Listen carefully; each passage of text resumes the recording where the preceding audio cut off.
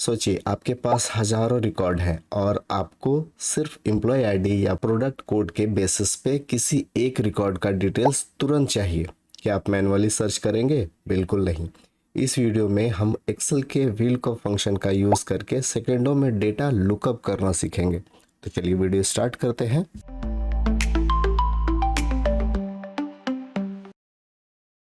VLOOKUP को अच्छे से समझाने के लिए मैंने एक छोटा सा डेटा सेट लिया है।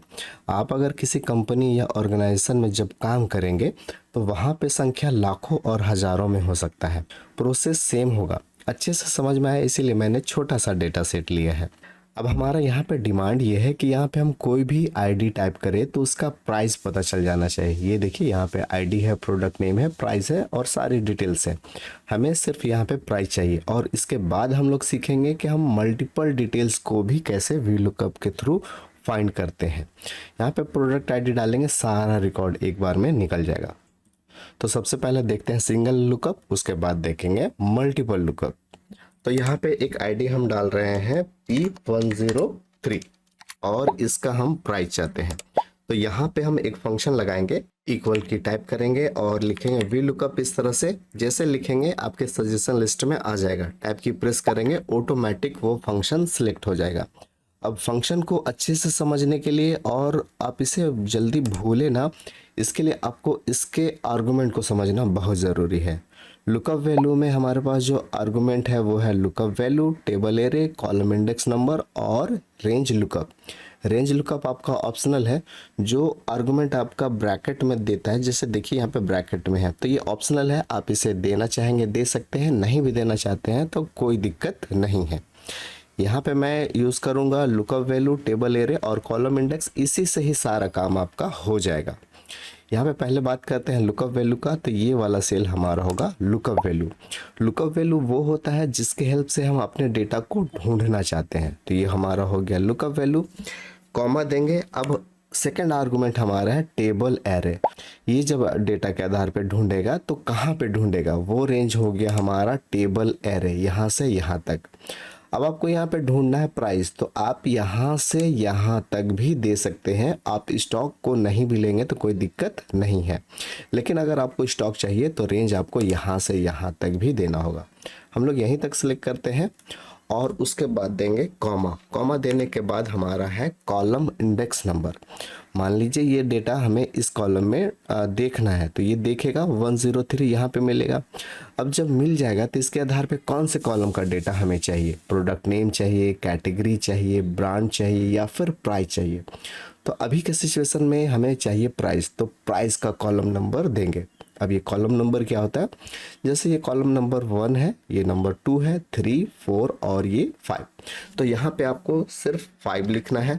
अब 5 में होगा क्या कि इस डेटा के आधार पे कॉलम 5 का डेटा मिलेगा हमें। अगर मान लीजिए आपको चाहिए ब्रांड तो यहाँ पे आप 5 की जगह 4 लिखेंगे। इतना ही लिखना है आपको और ब्रैकेट को क्लोज कर देना है और एंटर की प्रेस करेंगे। ये देखिए P103 उसका प्राइस 12,500 बता रहा है। चलिए हम लोग चेक करते हैं। ये देखिए 12,500 है। तो ये तो बहुत आसान है।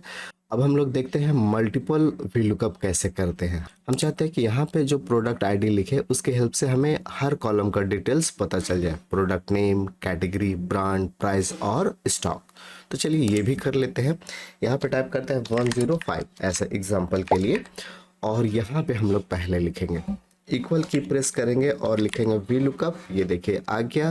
टैब की प्रेस करेंगे, ऑटोमेटिक सेलेक्ट हो गया, ब्रैकेट भी लग गया है। हमें आर्गुमेंट में ध्यान देना है। पहले हमारा लुकअप वैल्यू, तो लुकअप वैल्यू हमारा ये होगा, कॉमा देंगे। उसके बाद टेबल एरे, तो टेबल एरे हमें यहाँ से यहाँ तक ऐसे लेना है।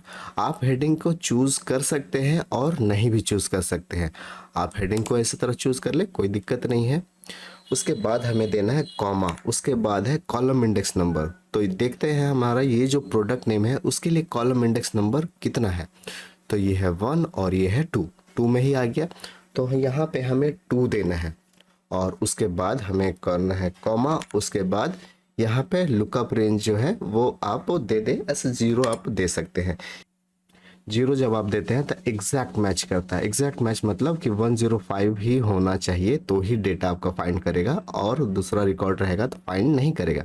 इसीलिए यहाँ पे 0 दे देंगे तो कोई दिक्कत नहीं है। इतना करना है आपको और ब्रैकेट क्लोज करके एंटर की प्रेस करना है। ये देखिए आ गया लैपटॉप। चलिए चेक करते हैं 105 लैपटॉप।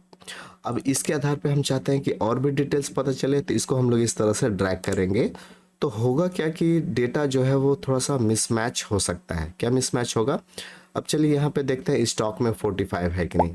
यहाँ पे आते हैं और ये देखिए स्टॉक में 45 नहीं है। इसका मतलब ये है कि कुछ गड़बड़ है। क्या गड़बड़ है, कैसे ठीक करेंगे, चलिए देखते हैं। सबसे पहले आपको ये समझना है कि जब भी हम लोग ड्रैग करते हैं तो हमारा रेफरेंस चेंज हो जाता है। जैसे हम लोग लैपटॉप में क्लिक करेंगे तो ये हमारा रेफरेंस है। जब हम स्टॉक में क्लिक करेंगे डबल क्लिक तो ये देखिए इसका रेंज जो है वो ये है। ये गड़बड़ी ना हो इसके लिए हमें फ्रीज करना पड़ेगा कुछ सेल को। कैसे करेंगे चलिए देखते हैं। ये हमें मिटा देना है। अब हम इसमें चेंजिंग करेंगे। अब यहाँ पे पहला आपका जो लुकअप वैल्यू है ये हमेशा यही होना चाहिए। तो इस रेंज को हम लोग F4 से फ्रीज कर देंगे, लॉक कर देंगे। इसके बाद हमारा एरे भी हमारा फिक्स है, यही एरे होना चाहिए, किसी भी कॉलम में यही एरे होना चाहिए, टेबल एरे। तो इसे भी हम लोग सेलेक्ट कर लेंगे और F4 से फ्रीज कर देंगे। इतना करने के बाद आपको एंटर मार देना है, फिर से निकल जाएगा। अब यहाँ पे एक छोटा सा और सेटिंग है। जब आप इसमें इस तरह से ड्रैग करते हैं तो यहाँ देखिए अभी भी लैपटॉप ही आ रहा है। सिर्फ यहाँ पे 2 को चेंज करके 3 कर देना है।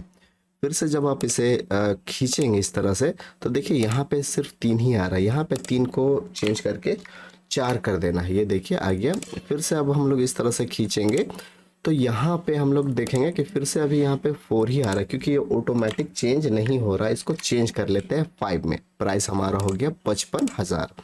फिर से इसे यहाँ पे खींचेंगे और यहाँ पे जब हम लोग देखेंगे तो यहाँ पे भी 55,000 है। इसमें डबल क्लिक करेंगे और यहाँ पे 6 कर देंगे। तो ये तो सबसे आसान है। इसके अलावा और भी बहुत सारे आइडियाज़ और टेक्निक है जिसके हेल्प से आप ये कर सकते हैं। मैंने ये एक एग्जांपल दिया। तो उम्मीद है कि ये वीडियो आपको पसंद आया होगा।